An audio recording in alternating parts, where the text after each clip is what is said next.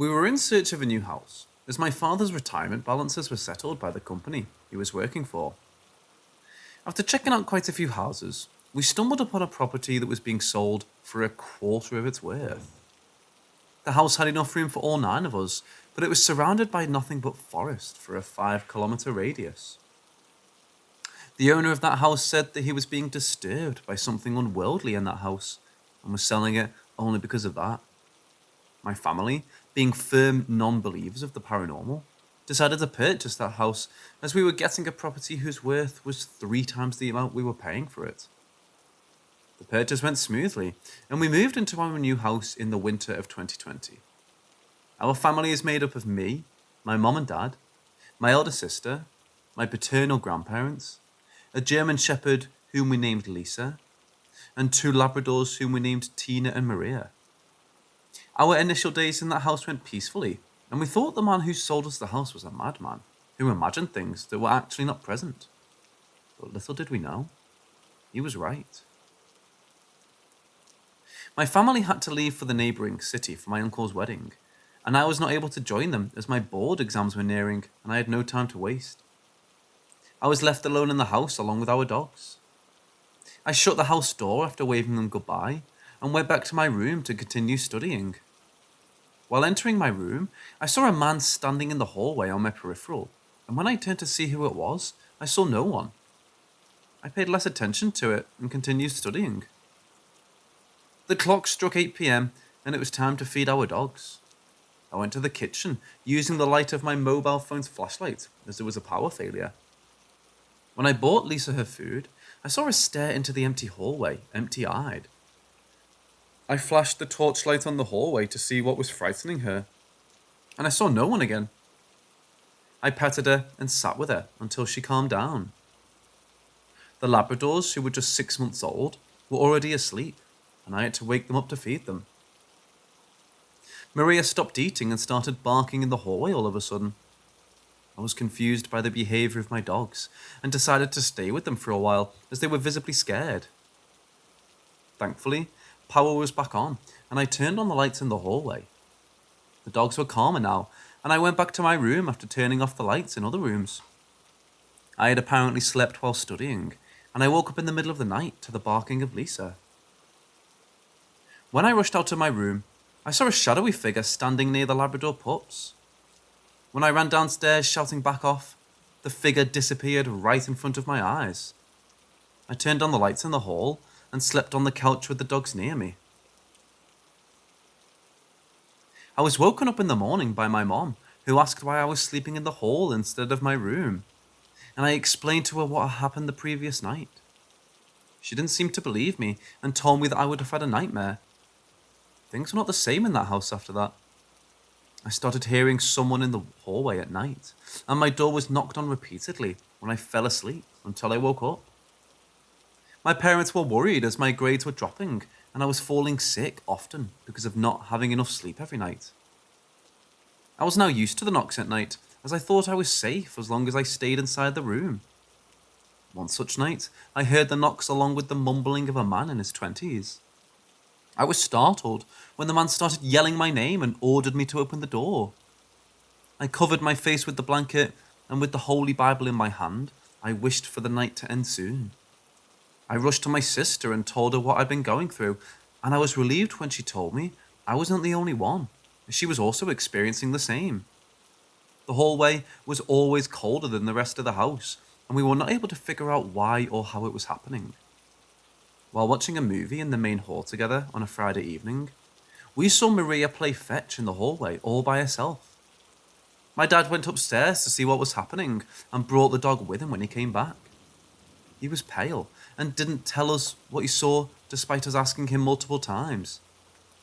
Later that night, all of us were woken up by a screaming Maria, and when we rushed to the hall to see why she was screaming, we saw her being carried and thrown from one corner by a shadow. The shadow disappeared when we turned on the lights, but the poor dog had already died. My dad now told me what he had seen earlier. He saw Maria catch a ball that came out of the darker side of the hallway, and when he turned on the lights, he saw no one. He went to the local priest the next day and told him about the issues of the house. He suggested we perform exorcism rituals in the house, which proved to be of no use. Despite many attempts, we were not able to drive that entity out. Now we live in the same house with fear, and none of us step out of our rooms during the night.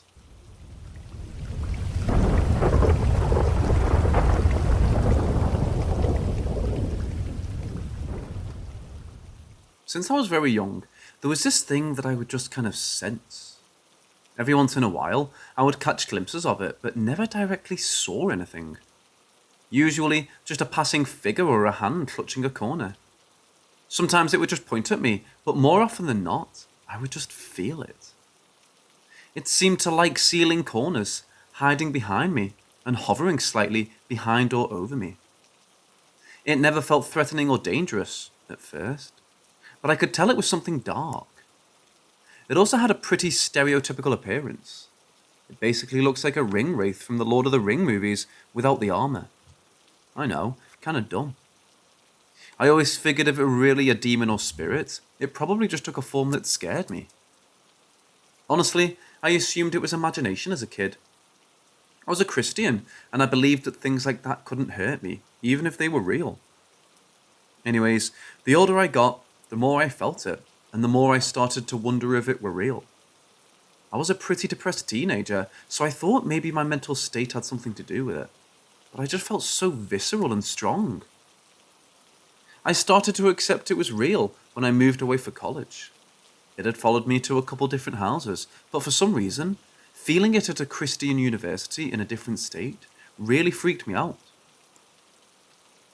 But it was just the same old feeling something weird or catching glimpses of hooded figure type stuff.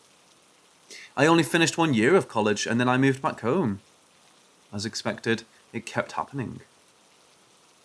Fast forward several years later, new state, living on my own, dating a girl who's now my wife. By this time, it was nearly a daily presence or feeling or occurrence. I had learned to kind of ignore it, and if I really got scared, I would pray. Also, I had stopped catching glimpses of it. It was always just a strong, invisible presence now. Around this time, I had my one and only dream that had this thing in it. In the dream, I saw it full on for the first time. It appeared to me and didn't ever speak, but somehow I knew what it was trying to say to me.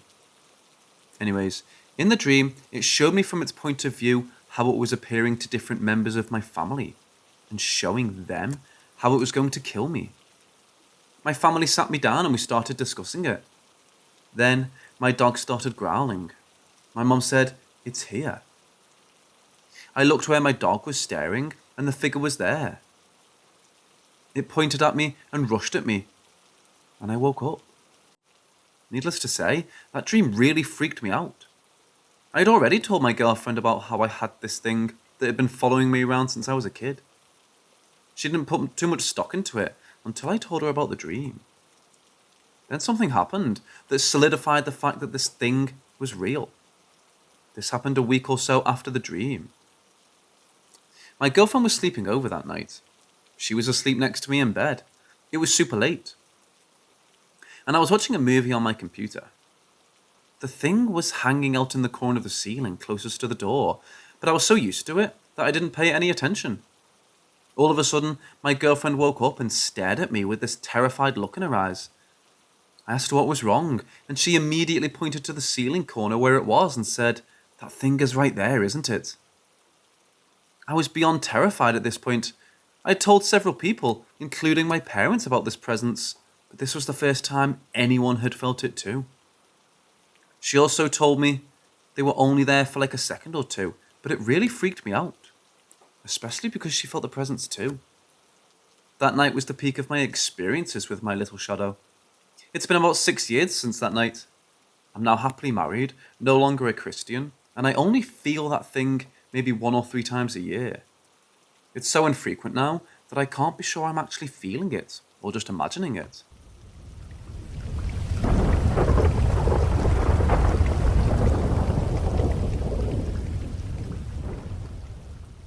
Recently, my friends and I have been experiencing some strange things, but I'm at my breaking point.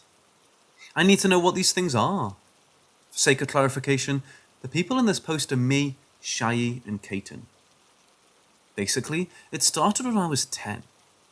I saw this strange creature watching me from the woods. I was going for a walk and saw an all-white creature standing next to a tree. It was about 10 feet tall, had the physique of a bodybuilder, and its only identifiable facial features were two black, beady eyes. While looking into its eyes, I felt compelled to walk towards it, and I did. I walked about 6 feet before I snapped out of it. I heard my mum call for me, and I turned to look for her. When I looked back towards the creature, it was gone. During the entire interaction, I heard the sound of wind chimes, which stopped after the creature disappeared. This was in rural Pennsylvania, and that was the only time I saw it there. When I was 13, I moved to Texas. In April, I met Shai and Caton while playing Minecraft. The three of us became extremely close and are very good friends. We've talked every day for the last few months. About 2 weeks ago, Shai saw the same creature I saw outside his house at the wood line. I didn't think much of it at the time. Shai was understandably creeped out, and I told him and Caton about my experience for the first time. Over the next few weeks, Shai is seen around here and there, but nothing insane. Then about a week ago, I saw something in my house. It was standing by my bathroom door, staring at me whilst I sat at my PC. I called Caton in Discord and explained what happened and was freaked out. It never said anything or moved. It just stared at me.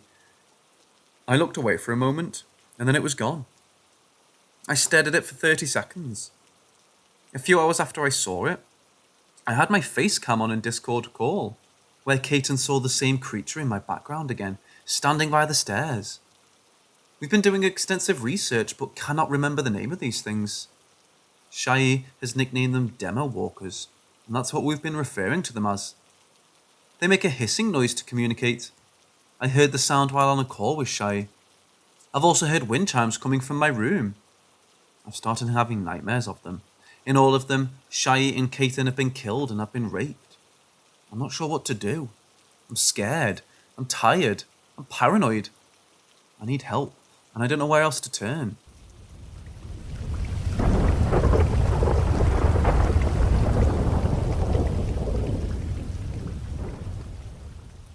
When I was about 6 or 7 years old, my cousin, who was around 4 or 5, and I were playing upstairs in my house.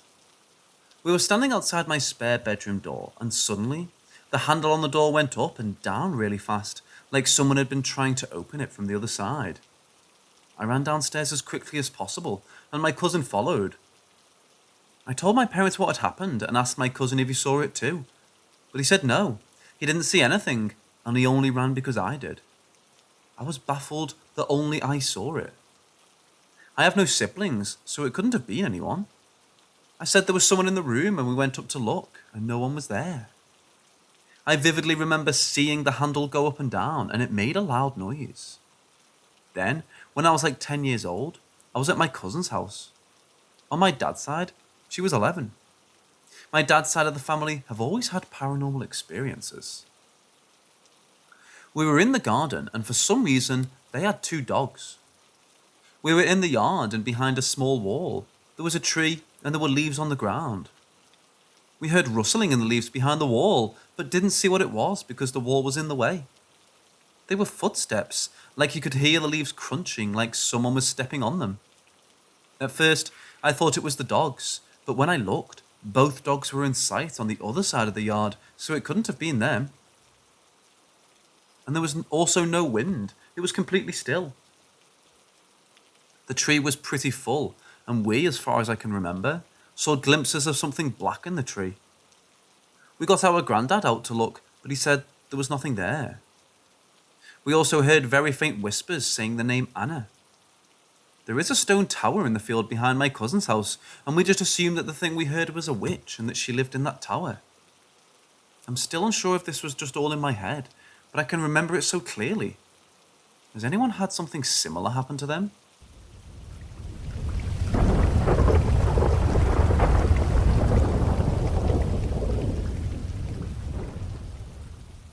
I met this girl at my work. She would come in sometimes when we were busy. She seemed normal. She was nice, and we both liked art, and she was someone to make conversation with. Until that conversation took a turn, and I've been on the internet looking for anything similar to her story since. She claims to be affected by a sort of curse, but it's more involved than that. She has a crazy story. Apparently, it all started with her ex-boyfriend, who she says was into some dark shit, but she named some things I'd never heard of. One thing she said was that he was using body hacking software on her. When I asked her more questions, she named the version. I think it was 6.0. The idea that he has control over body was something I've never heard before. Another thing I'd never heard of, she sleeps with a big pot on her head. She says that it keeps the noise out. She can't sleep if she doesn't have this. She sees her priest multiple times a week and believes herself to be possessed. When I look at her face, there's wrinkles, but not in the normal places. She's 37, a year younger than me, and she has these deep wrinkles, but not laugh lines, more like fear lines. I can tell that she believes this story wholeheartedly, and I was the only person she told. She believed it had to have something to do with the ex-boyfriend.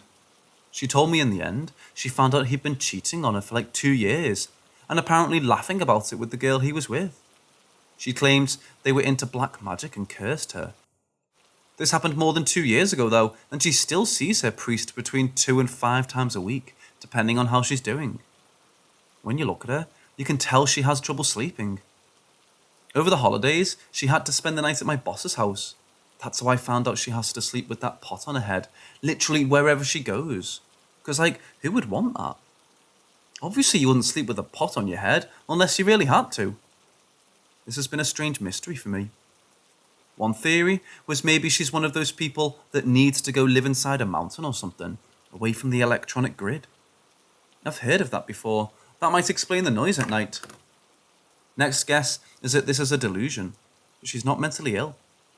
She was a perfectly healthy girl before this experience with this guy. Mostly, I wanted to see if anyone else has heard of actual body hacking software, or anything that would let someone control another person's mind or body.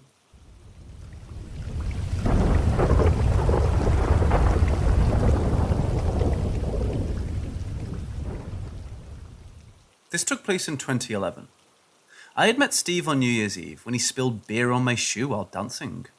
We started vibing, and we really hit it off, so soon after, we started dating. I had just started to sleep at his place sometimes. He lived in an older place. It was once a duplex, but it was now split into 4 separate units for singles. I don't remember feeling strange about anything before the night terrors came back. I used to have them when I was really young, and intermittently I would get them at stressful times in my life. But this wasn't a stressful time. It was a really fun, carefree time, so it didn't make sense. They came with the sense that I was living someone else's memories in the dream. I would get sleep paralysis, and he would hear me struggling, trying to move or scream, and he'd wake me up. The dreams were very violent. I remember seeing a lot of blood, and I would wake up feeling violated, knowing that something bad happened there. The fear didn't go away when I woke up. It stuck with the house, and I often needed Steve to talk me down, or sometimes we'd even go get pancakes at our favourite diner in the middle of the night. It was one of these mornings. I had awoken from a nightmare, and I was fully awake but meditating. I had a vision. The impression was of a slightly older man sitting at the foot of the bed, with his head in his hands. I looked closer to see more detail in his face. He had the saddest blue eyes. I instantly knew this man did something horrible in this place. I went on with my day, but the man stayed with me. His piercing blue eyes and his brutality haunted me.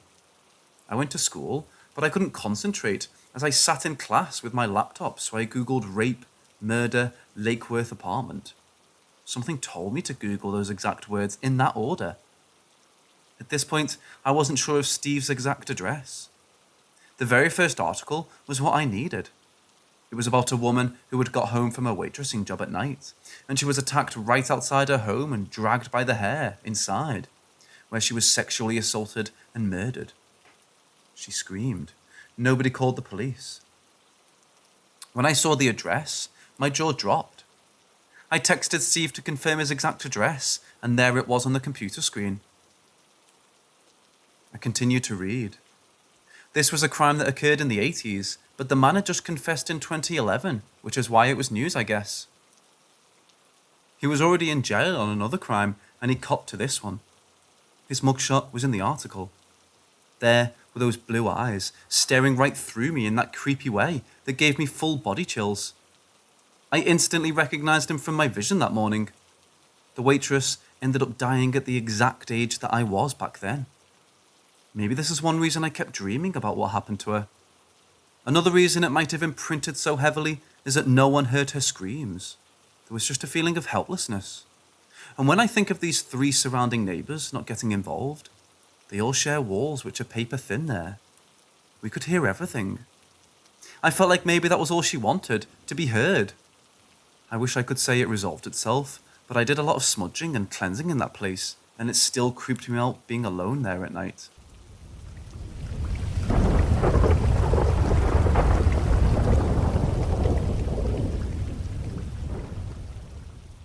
When I was in my teens, I was in a car accident. I was on my way home from a friend's house when a car hit me at 40 miles an hour. It wasn't a direct hit, but they slammed me over the side of the road, breaking both my right arm, right leg, and 2 ribs. Hadn't it been for my helmet, I would have cracked my skull open. Still got a nasty concussion though. The rehabilitation was gruesome. I ended up in a deep depression, effectively losing an entire year while my friends went off to high school. I was hopped up on pain meds and had 3 sessions of physiotherapy per week. I ended up with a chemical imbalance, throwing my mental stability out the window. Everyone thought it was just me being a bit down about the whole recovery, but it was far deeper than that. I was falling behind all my friends, and I was feeling left out. It left some permanent scars. Anyone who has suffered from depression knows that you don't just get one symptom. It's all kind of things, and it varies. One day, you can barely get out of bed. Another day, you just can't stop crying. You can get panic attacks just from getting in the shower. You're just so much more vulnerable, you know? But for me, the worst part was the nightmares. I just couldn't relax, and I'd get these vivid, monstrous nightmares. Every single night, over and over. They were horrible and gruesome. Being buried alive, having to eat my own body to survive. Being at a party, having my eyes keep falling out of my skull, and I had to crawl along the floor hoping no one stepped on them. These kind of nightmares come to me every day. I grew so accustomed to them that I just stayed up as long as I could at night, instead falling asleep in the middle of the day. My parents thought I'd developed narcolepsy. As I recovered, most symptoms eventually went away. As my body healed and I started getting back into a routine, I improved rapidly. I could play basketball again. I got my social life back, and I started enjoying music like I used to. One by one, my symptoms went away. I no longer considered myself depressed, and my doctor agreed. It took time though, a long, long time, but the nightmares never really went away. I just adapted. Over the years, I got more and more used to waking up in a cold sweat. I started keeping sleep timers that I strictly adhere to, and I abused caffeine in the afternoon on days where the nightmares got the better of me. Over time, I started forgetting what I'd even dreamt. I'd still wake up sweaty or with a heightened pulse, but it would rarely go so far as to wake me up. I'd just get up in the morning with that feeling of unease. But just like any kind of wound or disability, you never really get used to it. You just adapt. But high school made way for the real world, eventually. I made my way through a few community college classes and landed on an apprenticeship as a plumber. I'd also help out as a bartender on odd weekends. I wasn't living the high life, but I was making do and saving a little bit every now and then. Gotta love small town living. I tried to find ways to deal with my nightmares, but I never really found anything permanent. Painting, writing, even boxing.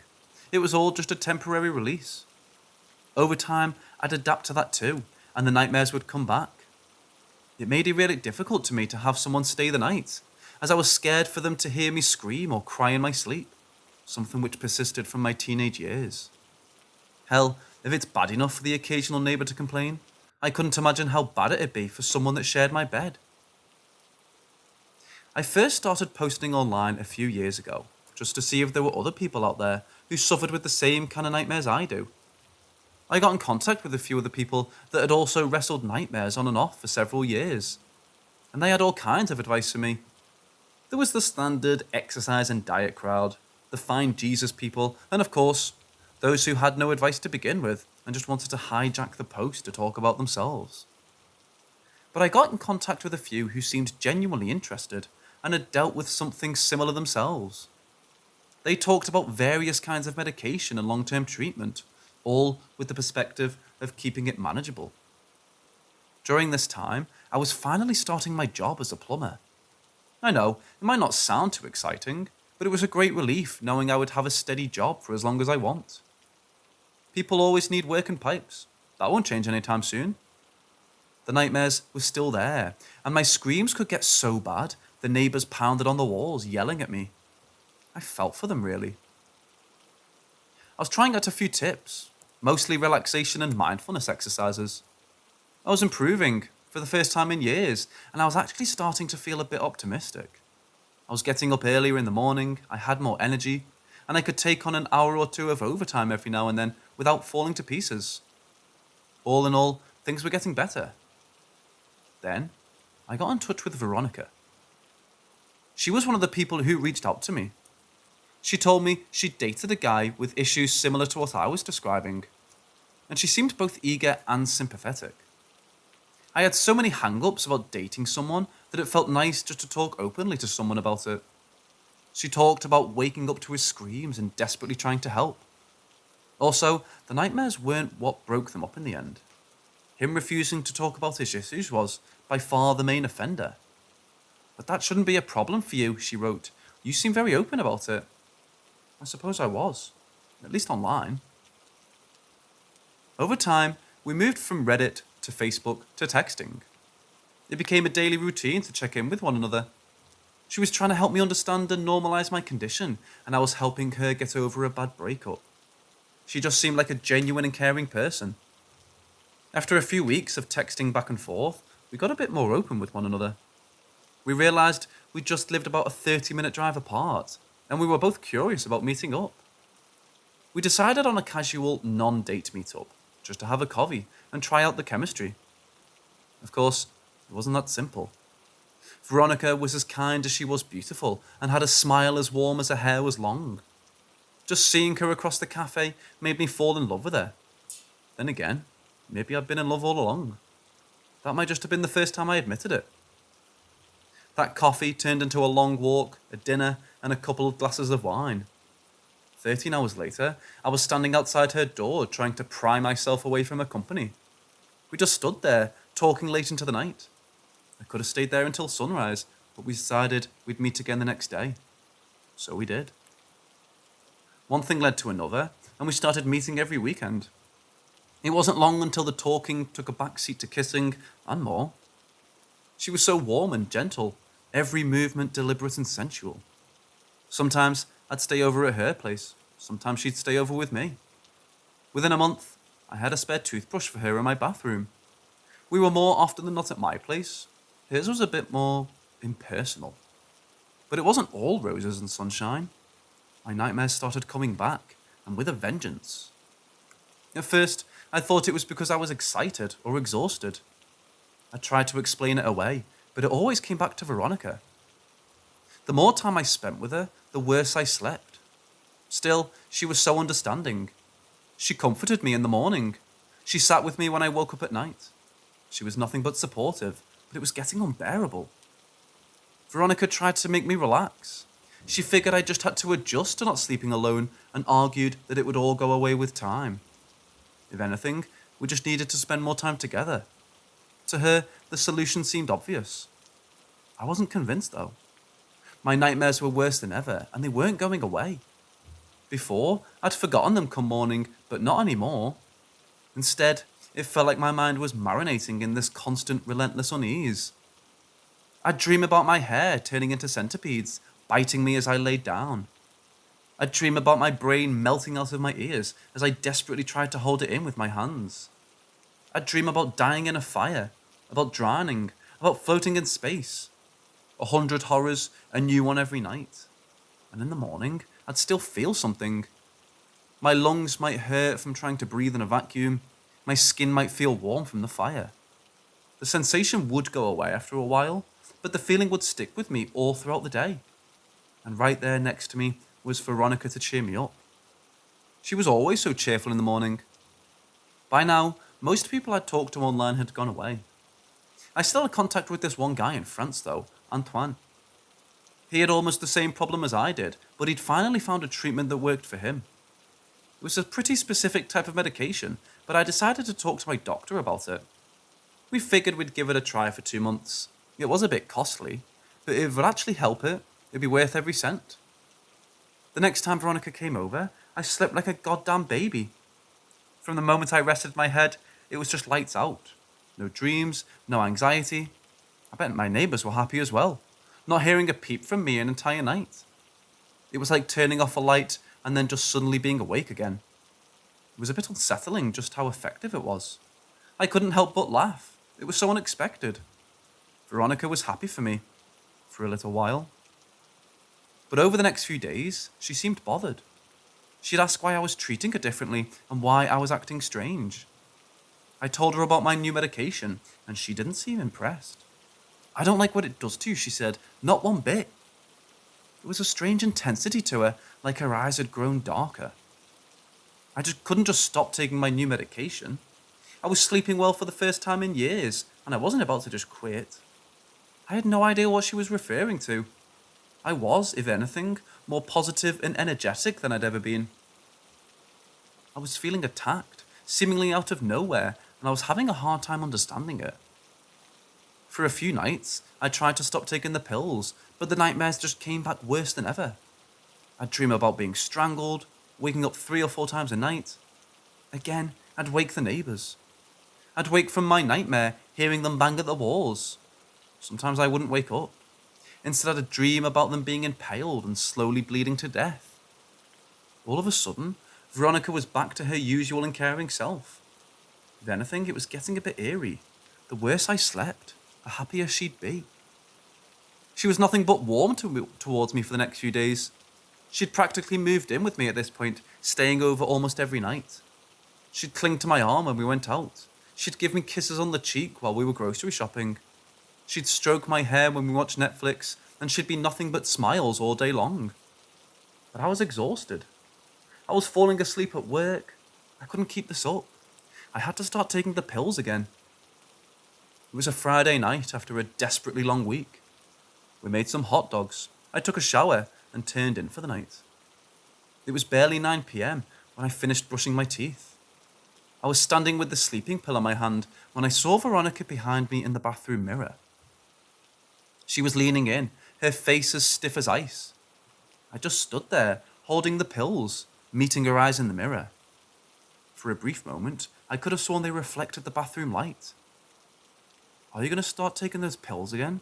she said as casually as if asking how my day had been. "I've got to sleep," I sighed. "I can't do this." "Are you sure about that?" "Yeah. No, I mean, are you really, really sure?" I was having second thoughts. There was an ultimatum dancing in her eyes, and I was too tired for drama. I swallowed the pill dry, and as I turned around to face her, she was already heading out the door.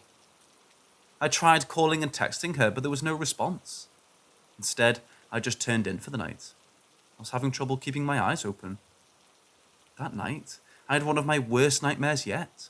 The pill did nothing. I dreamt I was in this eternal black ocean. My clothes were heavy, weighing me down. I could barely breathe, the waves slapping me left and right. Every other breath I'd dip beneath the surface. The water was so dark, I couldn't see my own hands. I'd sometimes feel something big brush up against me. At times, something would tug at my legs or arms. Something sharp would poke at me. My flailing hands would poke against slippery surfaces passing by. I'd feel my body get pushed back and forth as masses of water moved. I could feel big things swing past me in the dark. I woke up over and over and over, but I couldn't move. My body was still asleep, and I would start losing track over what was real and what wasn't. As my head breached the black ocean surface, I could see someone else. Someone swimming towards me. Someone with skin white as chalk and coal black eyes. Moments later, I'd be in my bedroom. I'd feel myself grasping for air. My arms weren't responding to movement. I'd try moving, screaming, but nothing happened. And there, in the doorway, was Veronica. Every time I blinked, it felt like she looked different. She'd be in the chalk white thing swimming towards me. She'd have the coal black eyes. She wasn't even swimming or walking, it was as if she was being pulled towards me. The only clear difference that I remember with absolute clarity is that right there, coming at me from the doorway. She was smiling as wide as on that first casual non-date. She crawled into bed carefully, like a prowling hyena. As I closed my eyes, I'd see the coal black eyes inches away from my face. Two worlds separated by the blink of an eye. A pair of delicate, stone-textured hands cupped my face as if to kiss me, but no kiss came. Instead, she unfurled her lips into the grotesque circle, her teeth bending and flexing like a leech. I'd feel her cold breath on my forehead. Saliva dripped down my face. She thrived on this. She fed on this. On me. All of a sudden, I was fully awake. My neighbour was once again banging on my wall. Had I been screaming? Veronica pulled back. She'd been leaning over me. She stared at me, her pupils so large that her eyes looked black. Her teeth were short and sharp like a piranha. Slack-jawed, she crawled backwards. I couldn't find any words. As I sat up, she scurried backwards like a cockroach. For a few seconds, we just stared at one another. My breaths were short and shallow. I felt lightheaded. It felt like balancing on a knife's edge. She could attack or run at the drop of a hat. She was a cornered animal. Something salty dropped into my eye, and as I wiped it off, she ran. She was scrambling to get out as fast as possible, not letting anything get in her way. She knocked over a chair on her way out of the kitchen, along with 2 plates and a glass. I could hear her slam the front door open, using the entire weight of her body to gain a couple of milliseconds. For a few minutes, I just sat there, trying to remember how to breathe. When I finally looked down on my hands, I saw blood. There was a round bite mark in the middle of my forehead. I called the police and reported an assault, leaving out the parts that I couldn't explain. But apparently, Veronica was really difficult to get a hold of. She'd lived at a temporary address, and the name she'd used wasn't real. We didn't have any common friends or family, and the only trace of her left was a witness telling the police she'd rented a fully furnished apartment the same day we went on our first non-date. It was very possible she'd moved there just to get close to me. The only reason I had that final terrible dream, I later found out, was that she replaced my sleeping pills with sugar pills. So much for placebo, I guess. I think she's some sort of predator. She stalks sites where people have terrible dreams. She feeds on them, gaining nourishment. And when she thinks she can't get anything else from you, she does something. Something for her last feast. I don't want to know what she would have done to me, given just a few more seconds. I don't think she's alone. Others have messaged me. Every now and then, I still get random people who follow me asking me for updates. They're strangely enthusiastic about it. I urge you, be careful. You don't always know your worth.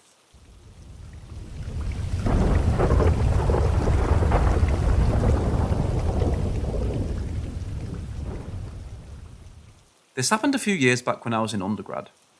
I attended a school that is several hundred years old, and as such, a lot of the campus and the surrounding town are reportedly haunted. My freshman year, I lived in one of the oldest dorms on campus. I had heard stories of various hauntings since before I applied, but I never expected anything to actually happen to me. A few weeks into the semester, things started happening. Closet doors would fly open, books would fall off desks, posters would fall off the wall, that sort of thing. It was infrequent at first, but as the weeks went on, it got so frequent and brazen that Jim would move things several times a week and start waking us up in the middle of the night. My roommate and I were understandably unnerved, but we didn't know for sure that it was a ghost. We never actually saw the things move. We were always at our computers or desks and just looking somewhere else, so we only saw the aftermath. So we decided to try and gather proof. We bought a camera and set it up where it would have a view of the whole room. We had it up for over a week, and in that span, nothing happened.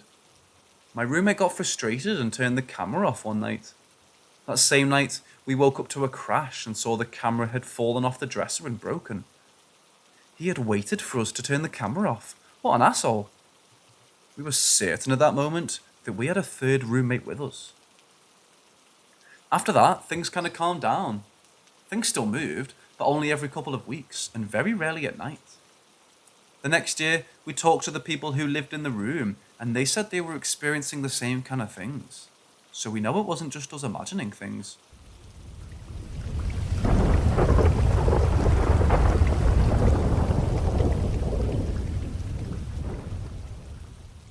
A couple of years ago, me and my pops decided to go on a road trip.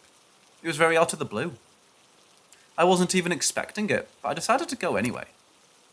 It would be some solid father-son bonding time. After driving for what seemed like a couple of hours, we pulled into this gas station and we went back inside our car. Keep in mind, this gas station was basically in the middle of nowhere. We got back into our car and decided to look for a hotel, but there was none. And I mean, not a single one anywhere near us. And my dad was really tired, so we decided to sleep in the car. We pulled up into this sort of resting area or parking lot and decided to go to sleep. My dad fell asleep, but I was on my phone for a couple of hours, and around 11 p.m, I just felt suffocated by the tense air and decided to step out for a bit. I felt safe because the gas station was still in sight, and there'd be a couple of trucks that would occasionally drive by. So I felt at ease. At the time, I was also texting my friend who lives in Seattle. We were on the phone for a bit. Then I saw what looked like a large cornfield, and I'd never actually seen a cornfield in real life. So I decided to cross the road just to get a closer look. And that's what I did. I walked extremely close and I started feeling like I was being watched. But again, I just thought, well, you're literally outside in the dark, standing next to a tall cornfield. Of course you're going to feel this way. So I brushed it off. I even considered going in, but then I thought, why would I even do that? So anyways, I decided to just take a step back when I noticed a barn. A large white barn with red, maybe black strips, but sure as hell was a barn. And I was stupid and young when this happened, maybe 14 or 15. Out of curiosity, I decided to just check it out.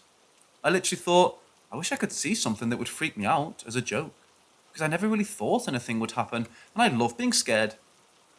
Anyways, I started making my way towards the barn, getting closer and closer, and I remember very vividly I was wearing no socks and just slipped on slides. I remember the dirt rubbing against my toes while I walked. I remember sending pictures to my friend in Washington, jokingly saying I saw something and that I was going to check it out. As I got closer, I saw something. Behind the barn, but sort of to the side, like how when someone peers from a corner. And I just thought it was a bell, so I just walked closer. I walked closer, and I saw the head of something or someone just peering over the corner at me. That moment, I just straight froze. My fight or flight was out to function because there I was literally seeing someone or something peering at me from a corner. After about 5 or 10 seconds, the noise Snapchat makes when you get a notification snapped me out of it, and I just ran as fast as I could across the road to my dad's car and got in. I felt a sense of relief wash over my body, and somehow my dad wasn't awake. Me gasping for air wasn't enough to wake him from his deep sleep. I really considered waking him up and telling him we have to leave and telling him what I saw. He would assume I was joking or having an episode, since he's never believed in anything paranormal. I took deep breaths and just texted my friend telling her what I saw, and she didn't believe me. I don't blame her, and I won't blame any of you either. Sometimes I have a hard time actually believing what I saw, but I know it was real.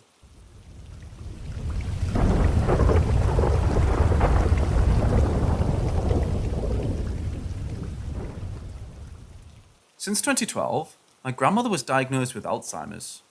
As expected, it got worse and worse as this sad disease is.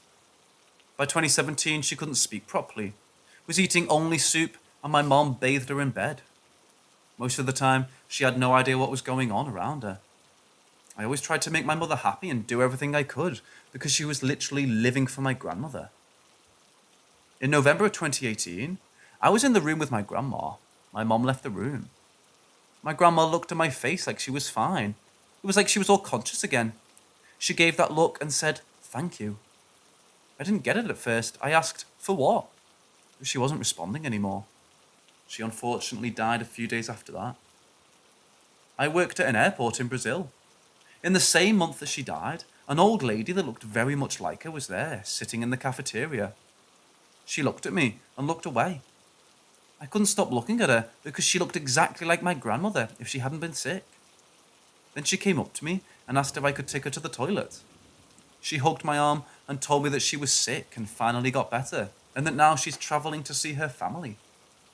When she told me that, my eyes were full of tears, and I got a feeling that I knew what was going on. I took her to the toilet, and when she came back, she said thank you to me and kissed my cheek.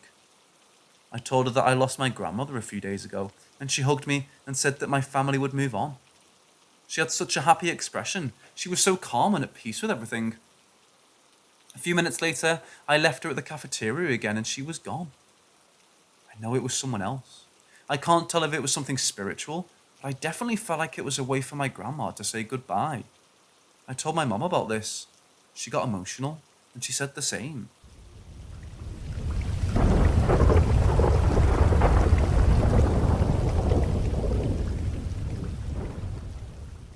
When we were very young, my older brother got cancer, lymphoma. He was 6 at the time, and I was 3. Even so, I do have a few scattered memories of him, and we were inseparable. The doctors and my parents tried everything they could, but this young body couldn't handle the aggressive treatment required to cure him.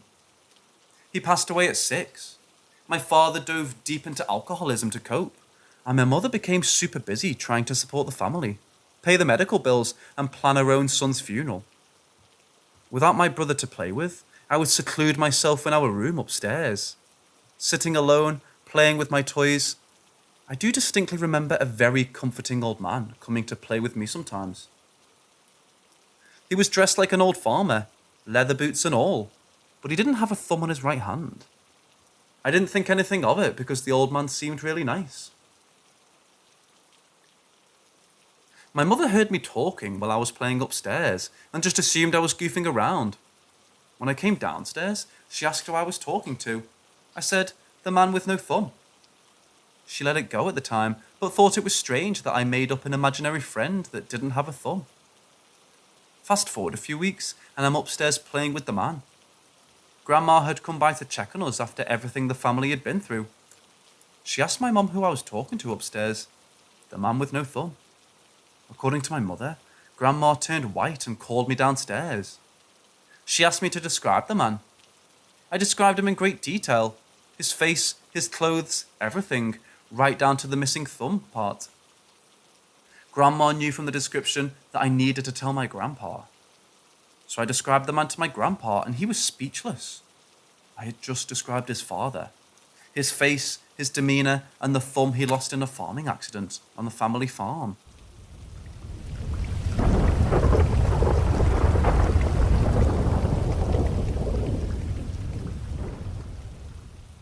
My wife and I have been together almost 6 years now. We got our first place together 5 years ago. At that place, things got spooky shortly after moving in. We had a 5x4 picture that lifted off the wall and ended up set perfectly beside our couch. Had a full laundry basket get tossed off our bed, and one night, when we had friends over for drinks and cards, had an empty beer bottle begin to shake and rattle back and forth in front of us all. We had even had doors open and closed, lights turned on and off. One night, my wife woke up in the middle of the night to see a small child shadow in the corner of our room. When we screamed and woke me, the shadow was gone. We moved a week after that. Second place involved random knocks, and sometimes we heard a whisper. Nothing too crazy though. A couple places in between our current, we had stuff get moved around, more knocks and more shadows. Then, 2 months ago, we settled into our new condo. For the first month there, nothing. Then 2 weeks ago, we began hearing knocks in the spare bedroom, starting hearing footsteps. Last night, our youngest cat was just sitting on the couch with us when all of a sudden, she stood up, stretched her head up as far as she could, and began watching towards the hall, near our master bedroom. Her head would make sudden movements as if she was watching someone walk towards her. Then she began to meow like crazy and started to walk toward what she saw. Then suddenly, she stopped meowing quickly, as if she was forced to stop, and just stared into the kitchen and spare room. Tonight, we were spooked, because as we were watching TV, I heard some loud knocks from the spare room. When I went to check, the switch box for the unicorn lights we had hung in the spare room was swinging back and forth. There was no wind in the room, so it couldn't have been caused by that. Seeing as this stuff has happened everywhere we've lived, we believe it's something following us. Do we have a reason to be scared? Or should we fear it?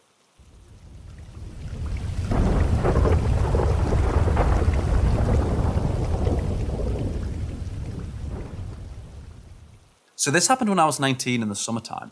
I'm 30 now. I had just gotten into my first serious relationship with a girl, and because of that, I was constantly hanging at her place, as her mom worked at a retail store late at night. I would generally go over on her mom's super late shifts, so she wouldn't be home alone with her mom. Appreciated as they lived out in a new development, and because of that, people would generally break into houses being built to steal copper pipes, lumber, etc., or just burglarize their new homes. Anyway, on this particular night, her mom had gotten back at around 3 or 4, and I had the next day off work. We hadn't been drinking, no smoking or any drugs of any kind, just hanging out. Once her mom got home, I headed back home. I was living with my parents at the time as I had just started college. When I finally got home, I noticed that the blinds in our dining room were open, which my parents hated. To give you a rough layout of the house, when you first walk in there, there's a big hall that runs from the front door to the back door and living room. In the middle of this hall, you find a dining room to the right, with a giant window that overlooks the street to the right of the house. And to the left is a big straight staircase that leads to my parents' bedroom and 2 other rooms.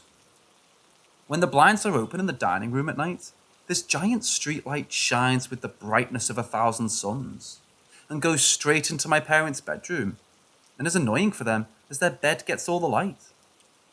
My dad told me that if I ever stayed up late or came back home late, to be sure the blinds were closed. Otherwise there'd be hell to pay if he woke up and had to go downstairs to close them, as he works early as hell. They almost always sleep with the door open. Anyway, I had gone home and noticed the blinds were open. I walked into the dining room and saw the silhouette of a person standing in front of the blinds and assumed it was my dad. I quickly start apologizing that I forgot to close them. I hear nothing and see the silhouette moving across the window towards the opposite end of the window where the light switch is. I call out my dad's name once more and get no answer. I get this horrible, horrible feeling of dread and immediately beat this shadowy silhouette to the punch and flick the switch, turning the overhead lights on. Nothing. Absolutely nothing. I immediately get sick to my stomach in fear, slam the blinds closed and ran to my bedroom. I bring this up to my family the next morning at breakfast, and one by one, my family all admits to have seen the same thing at some point in the past month or 2. Without going into too much detail, the gist is that we all had seen the shadow, but didn't really tell anyone, as we just assumed it was us being tired, still waking up from sleep or something else.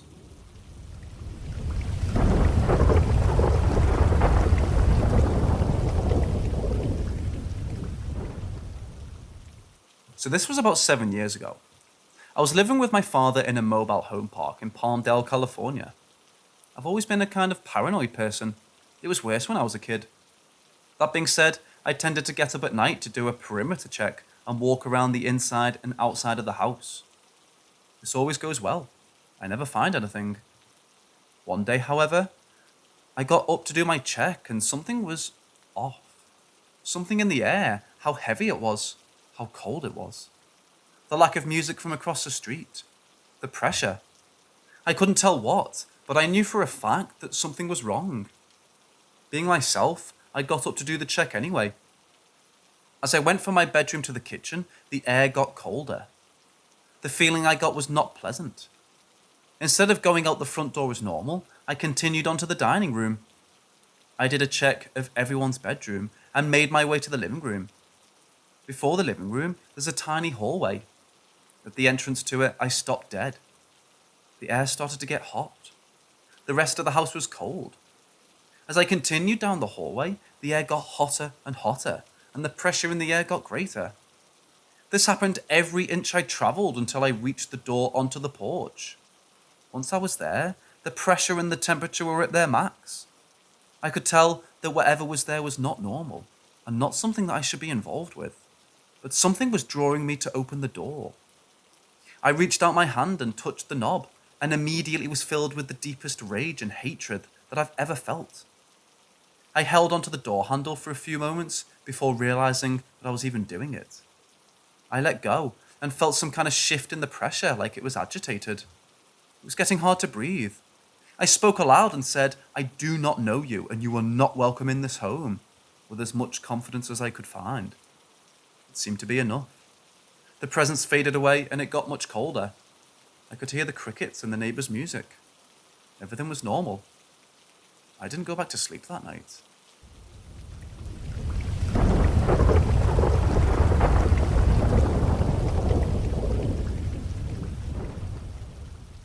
We love to ride bikes at night. We live in Florida, on the coast in the northwest region. We have a lot of people in our town, so plenty of buildings and structures, but also a lot of trees, even in our neighbourhoods. It's the middle of summer, and we're riding through a neighbourhood that we frequently go through. It has tons of houses and long streets, away from any busy roads. We normally play some music, quietly if on a speaker, or we both wear headphones. I've been riding my bike the whole life on the regular, and I'm always cautious, especially at night. Lights on, and always looking around our surroundings. I have great vision too. So we're riding down one of the longer streets, and something in the shadows catches my eye about 50 feet straight ahead, so I call my friend to stop. It was just a flicker of movement. Most of the street is lit up by light poles, but in a certain area where I saw the movement, there are 2 huge trees growing over the street, and together it casts a huge shadow on the road. My friends and I stop. I tell him to watch ahead and we stare at the shadows, not knowing if I really did see anything or not. An overwhelming fear passed through me and chills ran up my spine. A huge, solid white wolf-looking creature slowly emerged from the shadows and sat right on the edge of the shadows, staring right at us. We were really startled then, looking back at the creature and each other to make sure we both saw it.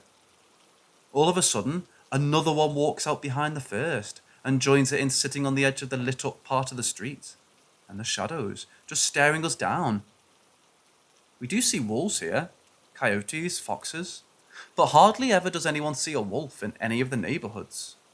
They could be roaming our streets at night if they can't find food in the woods, but these things were taller than a car, sitting down. I've never seen such a huge creature. My friend said he started to feel dreadful. We felt as if they were spirits and not real animals. We quickly made the choice not to finish riding down that street, as we felt they were warning us. It didn't feel good. So we left in the opposite direction and headed home. I'm glad we weren't followed.